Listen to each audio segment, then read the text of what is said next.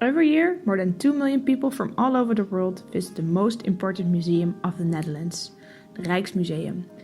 This makes art an important aspect of the Dutch cultural identity. However, the cycle of preservation and restoration is very complex. Here in Amsterdam, the Faculty of Sciences and the Faculty of Humanities are closely collaborating with the Cultural Heritage Agency and several museums around the block. In the Atelier building, paintings are being restored and samples are taken so that we can understand the painting and the painter better and to understand more about the period these painters lived in. We can conserve it for future generations and in return it will provide a sense of identity. After taking the sample and discussing it with the experts, we will move to the lab at the Science Park in Amsterdam.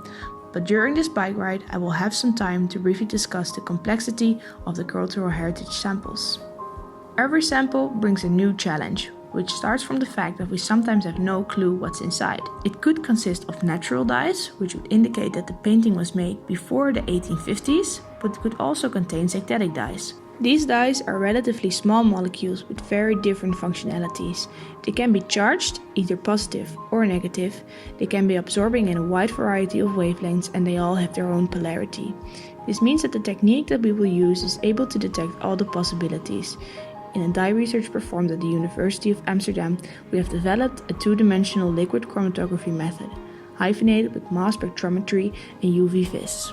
In this method, ion exchange was combined with reverse phase. Solid phase assisted modulation was used to focus the analytes before entering the second dimension and to get rid of the salt and the mobile phase from the first dimension. The Piotr program was used to optimize the shifting gradients in the second dimension. Now that we have extracted the dyes from the cultural heritage samples, we finally arrive at our 2DLC. Since no sample will ever contain all possible dye classes, you might wonder why you need to do two-dimensional liquid chromatography. The peak capacity is way too high for the amount of peaks that we find in the sample. But since the sample is mostly unknown, a high local peak capacity is preferred.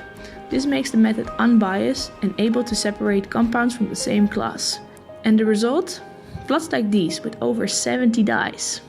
Another problem we encountered was light degradation, which resulted in a number of similar degradation products and made the need for a high local peak capacity even higher. For this reason, a new project was started, Toolbox for Studying the Chemistry of Light-Induced Degradation, or Too Cold, a project that I will tell you all about later this conference. With Too Cold, we hope to contribute to the cultural heritage field and prevent art pieces like this 2DLC plot from degrading under light.